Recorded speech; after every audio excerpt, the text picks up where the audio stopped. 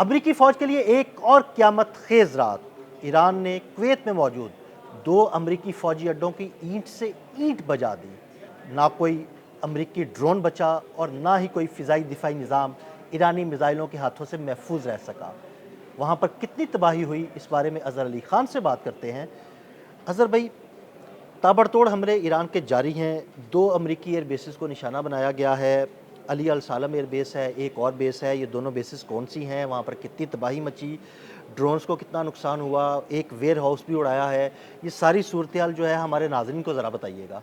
अदिल भाई, Ali Salem air base है Kuwait की और बहुत ही अहम बेस है। अमेरिका वहाँ से बहुत बड़े बड़े अटैक्स कर रहा था। ईरान पे पहले भी कर रहा था, अभी भी इस एपिसोड के अंदर भी कर रहा था और इसीलिए ईरान ने उसको मुसलसल फोकस किया हुआ है। वहाँ रोज़ाना की बुनियाद पे हमला होता है, नए कोऑर्डिनेट्स पे हमला किया जाता है और कुछ नई चीज़ों को तबाह किया जाता है। जो गुज़िश्ता रात हमने देखा, गुज़िश्ता रात से सुबह तक बहुत ही कारी वार किया गया ईरान की जानिब से वहाँ पर अली सालेम एयर बेस पे। और वहाँ पर सबसे पहले उन्होंने MQ-9 रीपर ड्रोन्स का एक हैंगर है पूरा, जिसको उड़ा दिया है। इसी के साथ साथ उन्होंने पैट्रियट का डिफेंस सिस्टम जो वहाँ पे लगा था, जो ख़ास तौर पे इसीलिए लगाया गया था ताकि वो लो प्रोजेक्टाइल्स को आते हुए रोके, जो लो हाइटेड सही। प्रोजेक्टाइल्स हैं, और उनको तबाह करके यहाँ की बेस को बचा सके। तो वो प्रोटेक्टिव शील्ड जो उसके लिए लगाई गई थी, उसी को उड़ा दिया ईरान ने और ये इंतहाई महंगा एक जो पैट्रियट सिस्टम है, इसको उड़ा दिया। ईरान ने ये किया कि वो जो हिफाज़ती शील्ड थी ना, पहले उस हिफाज़ती शील्ड को उड़ाया उसने, उसके बाद फिर वो हैंगर पर हमला किया है। जी, बिल्कुल ऐसा ही है। सबसे पहले उसने जब हमला किया है तो ये पैट्रियट सिस्टम को निशाना बनाया है ताकि वो सारी चीज़ ख़त्म हो जाए जिसके ज़रिए हिफाजत की जा रही है। उसके बाद MQ-9 रीपर ड्रोन्स के हैंगर को निशाना बनाया और उसको तबाह कर दिया। अब उसके नीचे कितने MQ-9 रीपर ड्रोन्स खड़े थे, अभी इसके बारे में आहिस्ता-आहिस्ता सामने आ तफ़सीलात जाएंगी। सामने आ जाएंगी। इसी तरह वहाँ पर जो एक और बहुत ही इम्पॉर्टेंट फैसिलिटी है, जो वेयर हाउस है, जहाँ पर उन्होंने अपना बहुत ही कीमती सामान रखा हुआ था और वो ज़ाहिर है ईरान के ख़िलाफ़ इस्तेमाल होना था किसी ने अगली मुहिम के लिए या अभी कुछ दिनों के अंदर, तो उसको भी तबाह किया। तो ना सिर्फ वहाँ पे दिफाई निज़ाम के परख उड़ा दिए, बल्कि उन MQ-9 रीपर ड्रोन्स को भी तबाह कर दिया जो मुमकिन तौर पे अब ईरान के ऊपर एक तो सर्विलेंस के लिए इस्तेमाल किए जाते हैं और उसके बाद उसको प्रेसिजन के साथ अटैक करके कुछ अहदाफ को तबाह करने के लिए किए जाते हैं। इसी तरह अल उदैरी एक एयर बेस है जो कुवैत के अंदर ही है, उसको अल उदैरी कैम्प कहते हैं। वहाँ पर भी हमला किया गया है, हेलीकॉप्टर्स को निशाना बनाया गया है और ये आज दूसरा दिन है जब मुसलसल दूसरे दिन ईरान ने पहले जॉर्डन में किया था और अब कुवैत के अंदर अल उदैरी बेस पे उन्होंने हमला किया है और ख़ास तौर पे हेलीकॉप्टर्स को निशाना बनाया है। ये इंतहाई कीमती हेलीकॉप्टर्स हैं, हमलों के लिए इस्तेमाल होते हैं, ट्रांसपोर्टेशंस के लिए इस्तेमाल होते हैं अमरीकी फ़ौज की, और उनको निशाना बनाकर तबाह किया है। जो बहुत बड़े पैमाने पर एक मुहिम थी, फ़ौजी मुहिम, जिसके अंदर कुछ महदूद पैमाने पर जो ऑपरेशंस किए जाते थे, किसी एक जगह पर उतरना फ़ौजियों का या वहाँ से सामान उठाना या लादना या ले जाना या वहाँ फेंकना, उसके लिए जो ये हेलीकॉप्टर्स इस्तेमाल हो रहे थे उनको उन्होंने असल में टारगेट किया है और उसको तबाह कर दिया है। इसी तरह से एक कम्युनिकेशन टावर गुज़िश्ता रात ईरान में तबाह किया गया था, उसके जवाब में एक कम्युनिकेशन टावर अल उदैरी कैंप पे निशाना बनाकर उसके पर। वैसे कैसी बात है कि अमेरिका जिस तरह के अहदाफ को निशाना बना रहा है ईरान में, ईरान उसी तरह के अहदाफ को निशाना बनाता है। अगर उन्होंने किसी कम्युनिकेशन टावर पे हमला किया है अमेरिका ने, तो वो अमेरिका के कम्युनिकेशन टावर पर हमला करता है। अगर उन्होंने किसी फ़ौजी बेस पर हमला किया है तो ईरान उसके मुकाबले में मशरिक़ वस्ता में कोई फ़ौजी बेस नहीं छोड़ा। बिल्कुल ऐसा ही है। आई फॉर एन आई का एक बयान दिया था ईरान ने गुज़िश्ता रोज़ और कहा था कि जो तुम करोगे वो हम करेंगे,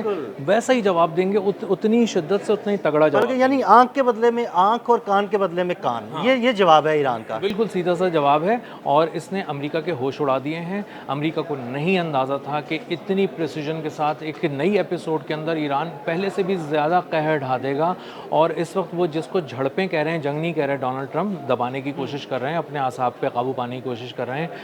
ईरान के हमले बता रहे हैं कि झड़पें तो कुछ और ही होती हैं। ये तो फुल स्केल एक वॉर है जो आपने वेज की अगेंस्ट ईरान और ईरान ने उसके जवाब में आप पे जंग मुसल्लत कर दी है एक बहुत बड़े पैमाने पर और हर तरफ तबाही फैल रही है और आपका कोई एयरबेस महफूज नहीं है। वैसे कैसी हैरानगी की बात है कि सुपर पावर अमेरिका, लेकिन ईरान का कोई भी हमला जो है ना वो रोकने में कामयाब नहीं हो पा रहा।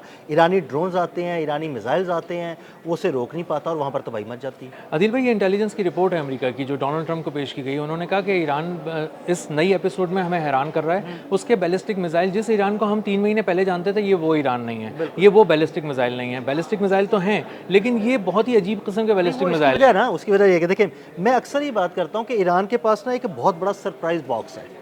वो हर 2-3 दिन के बाद ना उस सरप्राइज बॉक्स को खोलता है, एक नया मिसाइल निकाल देता है, एक नया ड्रोन निकालता है, या एक नई जगह जो है ना उसको हदफ बनाता है। अब वो नया ड्रोन निकलेगा, नया मिसाइल निकलेगा। होता ये है कि अमेरिका पिछले मिसाइल का तोड़ निकालता है कि जी पहले 3 दिन पहले या हफ्ता पहले जिस मिसाइल से हमला किया गया, हम उसका को तोड़ निकालें, उसको पकड़े। अमेरिका उसका तोड़ निकालता है, उसे पकड़ने की कोशिश करता है, ईरान कोई नया मिसाइल फायर कर देता है। उनकी समझ में नहीं आता कि भाई ये नई ब्लाक कहाँ से आ गई। बिल्कुल ऐसे ही है। और ईरान का जो एक बयान था 2-3 महीने पहले, उन्होंने कहा था कि अभी हम पुराने मिसाइल इस्तेमाल कर रहे हैं, अभी आपने हमारे नए मिसाइल तो देखे ही नहीं है। तो अब ये जो मिसाइल फायर कर रहे हैं, ये बैलिस्टिक मिसाइल तो हैं पहले जैसे कि, लेकिन इनकी रफ्तार बहुत ज़्यादा तेज़ है। इनको एयर डिफेंस सिस्टम अमेरिका के पढ़ ही नहीं पा रहे और इसीलिए वो एयर बेसिस को बचा नहीं पा रहे।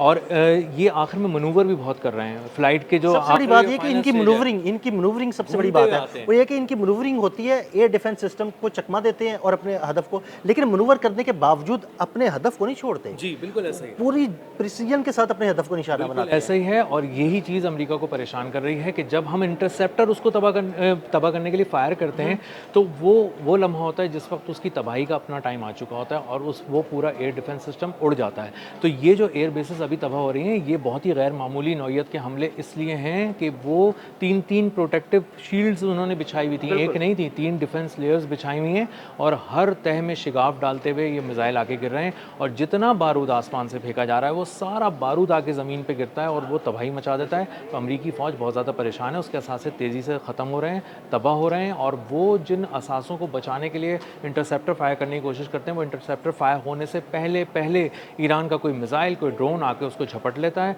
दबोच लेता है और उसको तबाह कर देता है। अच्छा अज़र भाई, जो ताज़ा तरीन हमले ईरान की जानिब से किए गए हैं, इसमें एक चीज़ बड़ी वाज़ेह जो है ना वो देखी जा रही है कि ईरान ख़ास तौर पर वेयर हाउसेस को निशाना बनाता है। इसकी क्या वजह है? इसकी वजह यह है कि देव की जान जिस चिड़िया में है ना, वो वेयर हाउस में रखी है। वेयर हाउस में एक ख़जाना है जो दिफाई सामान हर्ब का ख़जाना है।